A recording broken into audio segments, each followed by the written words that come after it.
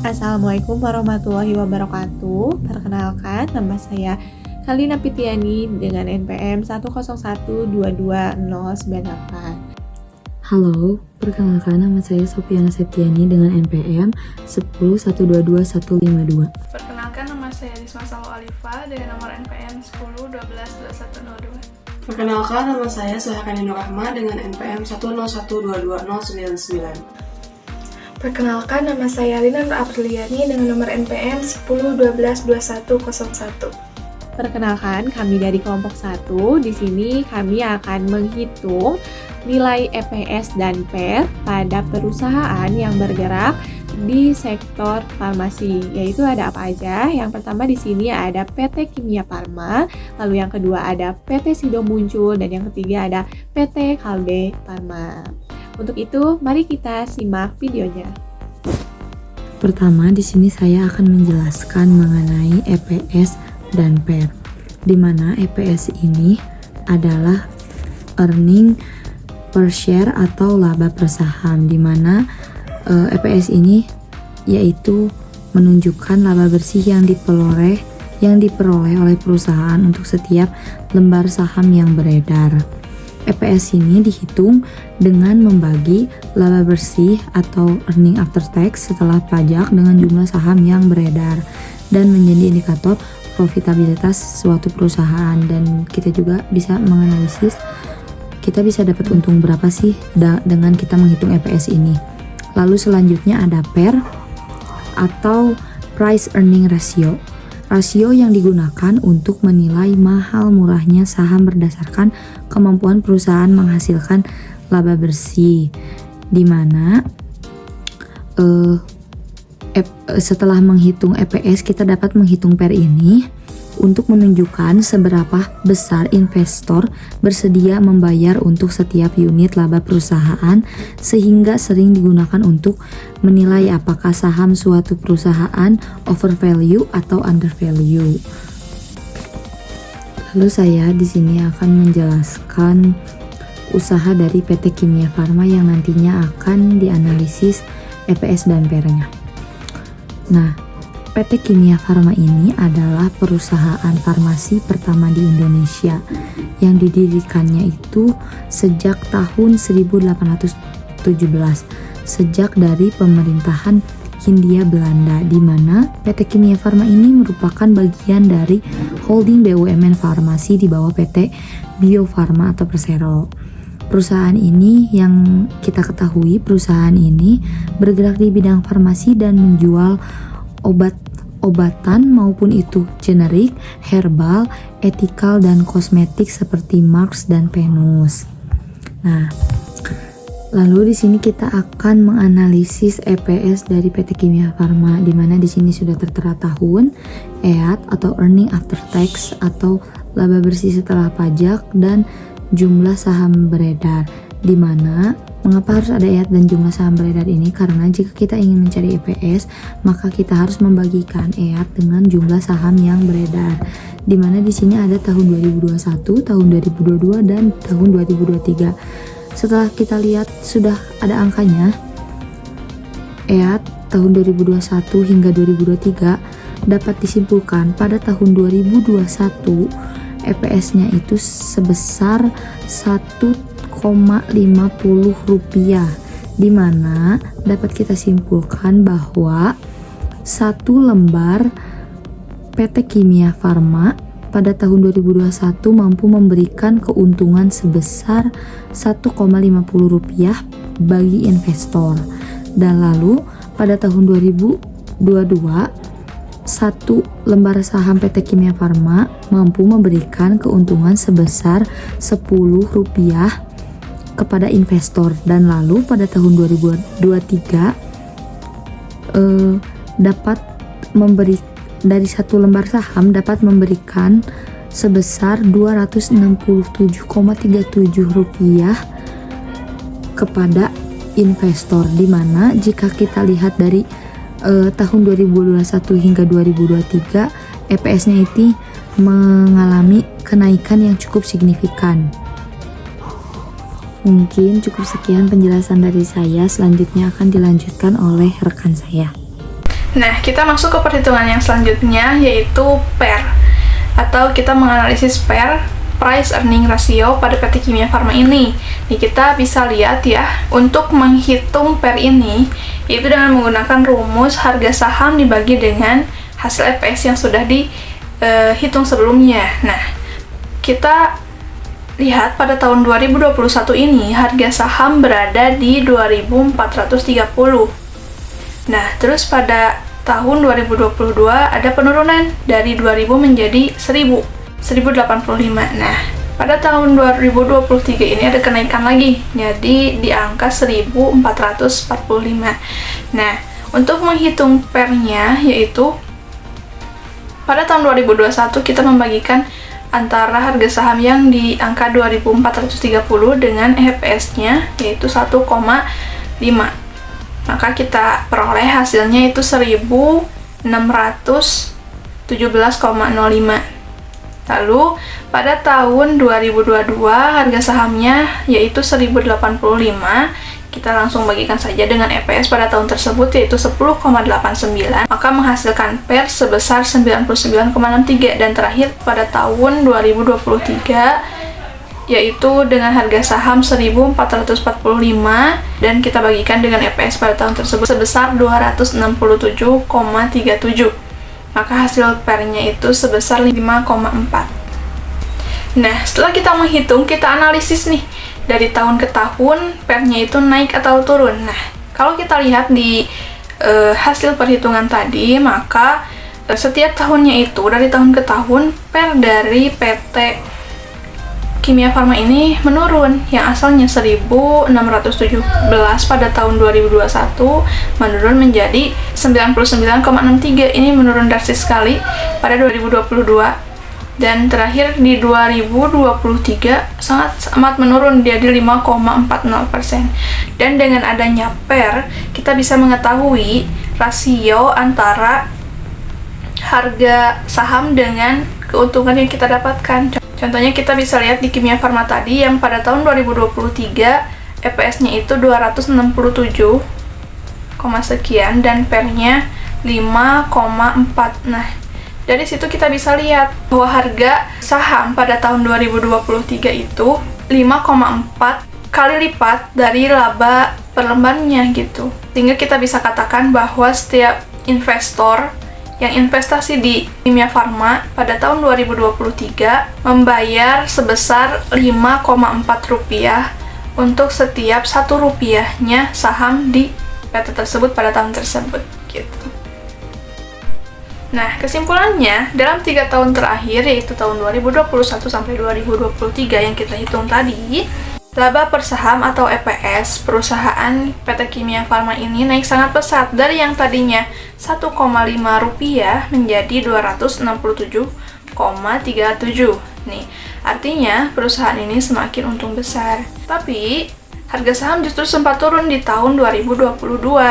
Dan hanya naik sedikit di 2023. Akibatnya pada rasio PER ini yang awalnya sangat tinggi mencapai 1.617,05 menjadi turun drastis di 2023 ini menjadi 5,4 di tahun 2023. Dari PER ini kita bisa melihat bahwa dari dulunya itu harga sahamnya itu over value, nah sekarang menjadi lebih realistis. PT Kimia Farma ini EPS-nya meningkat, tetapi PER-nya turun. Hal ini bisa disebabkan karena investor ini masih ragu apakah pertumbuhan laba ini masih bisa bertahan lama. Namun, jika kepercayaan pasar meningkat, kemungkinan harga saham bisa naik lebih tinggi di masa depan. Di sini saya akan menjelaskan mengenai pengenalan usaha dari PT Sido Muncul. Sido Muncul yaitu perusahaan jamu dan farmasi yang didirikan pada tahun 1951. Ada produk unggulannya yaitu tolak angin, kunyit asam, dan Sido Muncul si 1000 dan masih banyak produk lainnya. Sido Muncul ini memiliki pabrik yang modern di Jawa Tengah dan perusahaan ini bergabung dengan Bursa Efek Indonesia pada tahun 2013. Sido Muncul ini dikenal dengan inovasinya yang semakin berkembang, kemudian sudah memiliki sertifikat halal dan memiliki komitmen terhadap keberlanjutan serta ekspor ke pasar di Asia Tenggara. Kemudian ada pencapaian penting dari PT Sido Muncul ini.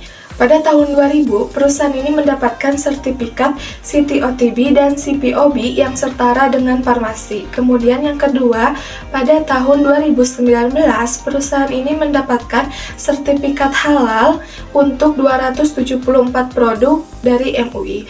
Dan kemudian yang ketiga, pada tahun 2022, perusahaan ini juga mendapatkan sekaligus 3 pencapaian.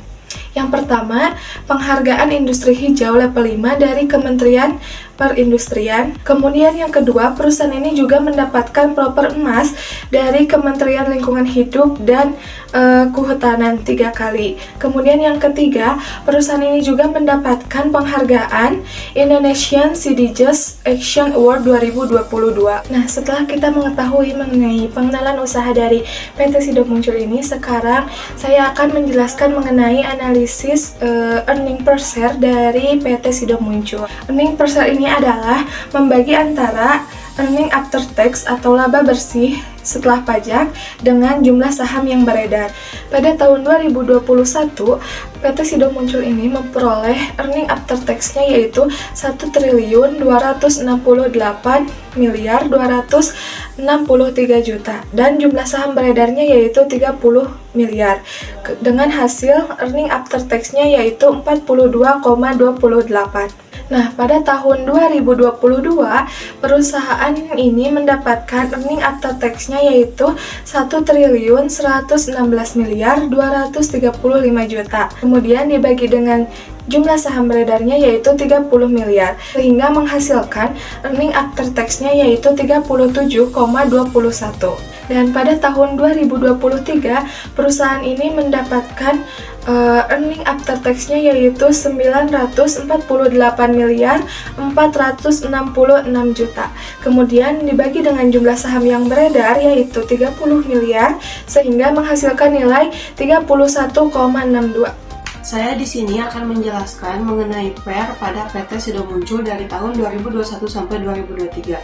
Dilihat dari harga saham pada tahun 2021 itu sebesar 865 dengan EPS 42,28 dan dengan PER 20,46.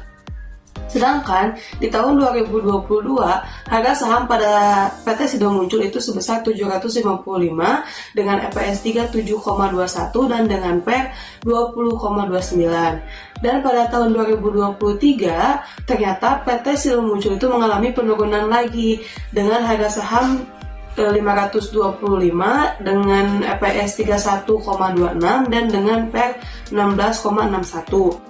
Dapat disimpulkan bahwa PT Sido Muncul mengalami penurunan di 3 tahun terakhir dari tahun 2021 sampai 2023 dari segi harga saham, EAS atau laba yang didapat dari perlembaran saham dan juga rasio. Tetapi untuk jumlah saham yang beredarnya itu di PT Sido Muncul di 3 tahun terakhir itu tetap stabil. Sedangkan harga saham, EPS dan PER-nya itu termasuk EA itu menurun di 3 tahun terakhir di PT Sido Muncul. Selanjutnya, untuk perusahaan ketiga di sini ada PT Kalbe Farma, yang dimana PT Kalbe ini merupakan perusahaan farmasi terbesar di Asia Tenggara dan didirikan pada tahun 1966. Untuk PT Kalbe sendiri ini memproduksi mulai dari obat-obatan, lalu suplemen kesehatan, dan yang paling sering kita jumpai, sering kita temui itu ada obat Promah dan Bisagrip. Mungkin kita di warung-warung sering nih ketemu sama obat Promah dan Bisagrip. Bahkan kita pun tanpa disadari sering menggunakan obat tersebut. Nah, obat tersebut merupakan dari perusahaan Kalbe Farma. Selanjutnya, PT Kalbe Farma ini terus mendukung gaya hidup sehat melalui inovasi dan riset yang berkelanjutan. Bahkan PT Kalbe Farma ini mencapai karyawan hingga 17.000 karyawan. Ini sangat banyak sekali, dan untuk nilai kapasitas pasarnya di tahun 2017 ini mencapai 79,2 triliun, dan untuk nilai penjualan di tahun 2017-nya ini mencapai 202 triliun. Cukup besar dan sangat banyak sekali ya. Dan di sini kita akan mencoba untuk menghitung EPS dan PER dari perusahaan PT Kalbe Farma. Gimana cara menghitungnya? Mari kita simak video berikutnya. Di sini kita akan menentukan nilai EAT, yang dimana kita akan menentukan nilai EAT pada tahun 2021 terlebih dahulu. Nah, kita dapat melihatnya di laporan laba rugi. Jadi kita dapat scroll ke bawah dan menemukan laba rugi komprehensif yang dapat diatribusikan ke entitas induk. Didapat nilainya yaitu sekitar 3.199.584.000. Ini untuk tahun yang ke-2021. Lalu selanjutnya untuk tahun 2022 di sini ada 3.446.013.282.564. Dan untuk tahun 2023 ternyata lebih kecil yaitu 2.791.352.905.126. Untuk selanjutnya di sini kita akan menentukan nilai dari EPS. Nah, kita kan udah tahu nih nilai EAT-nya atau earning after tax-nya berapa. Jadi kita tinggal masukin ke tabel-tabel berikut. Di sini udah ada dari tahun 2021 sampai 2023. Langkah selanjutnya kita menentukan nilai saham beredar. Bagaimana cara mencari nilai saham beredar? Untuk mencari nilai saham beredar ini kita dapat mencarinya di IDX Mobile. Jadi kita tinggal mencari perusahaan tersebut. Nah, untuk nilai saham beredar dari PT Kalbe Farma ini senilai 46.875.122.110 dan untuk EPS-nya ini tinggal dibagikan saja EAT dibagi nilai saham beredar yaitu 6740. Jadi untuk satu saham ini investor akan mendapatkan keuntungan 6.740. Dan untuk di tahun 2022 dan 2023 ini perhitungannya sama dan didapatkan hasil EPS-nya yaitu pada tahun 2022 adalah 7351. Jadi untuk satu lembar saham ini akan mendapatkan keuntungan sebesar 7.351 dan untuk 2023 yaitu ternyata lebih mengecil ya, yaitu 59,55 atau 5.955 keuntungan dari satu lembar saham. Lalu selanjutnya di sini kita akan menghitung PER yang dimana PER ini merupakan price earning ratio digunakan untuk menilai harga saham. Nah, pada tahun 2021 harga saham pada PT Kalbe Farma ini senilai 1.615 dan untuk EPS-nya tadi 6740. Jadi ini sama seperti EPS, tinggal dibagikan saja. Harga saham dibagi EPS dan untuk hasilnya yaitu 23,96. Dan di tahun 2022 harga saham dari PT Kalbe Farma ini yaitu 2090 dan untuk EPS-nya 7351, maka didapatkan PER-nya itu ada 28,43. Dan di tahun 2023 harga saham dari PT Kalbe ini 1610 dan untuk EPS-nya 59,55 dan dapat hasilnya yaitu 27,04. Jadi semakin tinggi PER-nya, nilai PER-nya atau price earning ratio-nya, maka semakin mahal juga harga sahamnya. Melihat dari hasil perhitungan di PT Kalbe Farma dari 3 tahun terakhir dari tahun 2021 sampai 2023 itu mengalami kenaikan dan penurunan dari segi harga saham, EAT, EPS dan juga PER. Itu di tahun 2022 itu harga saham, EAT dan sebagainya itu naik. Sedangkan di tahun 2023 itu turun kembali. Nah, dari jumlah harga saham yang beredar itu di PT Kalbe Farma itu stabil atau tetap dari tahun 2021 sampai 2023. Sedangkan yang lainnya seperti harga saham, EAT, EPS dan juga PER mengalami kenaikan di tahun 2022 dan penurunan di tahun 2023. Nah, terakhir kita bisa lihat bahwa PT Kimia Farma ini mengalami lonjakan laba, tetapi harga saham tidak naik sebanding. Dan untuk Sido Muncul, kita bisa simpulkan Sido Muncul ini mengalami penurunan laba, tetapi valuasi saham tetap stabil. Dan terakhir untuk PT KB Farma, dia memiliki kinerja yang lebih stabil, meskipun labanya sedikit menurun, begitu. Nah, kita bisa lihat nih dari sini, dari adanya perhitungan EPS dan PER, dengan kita menghitung EPS, kita bisa mengetahui berapa laba yang kita dapatkan sebagai investor dari per lembar sahamnya. Dan dengan adanya PER, kita bisa mengetahui rasio antara harga saham dengan keuntungan yang kita dapatkan.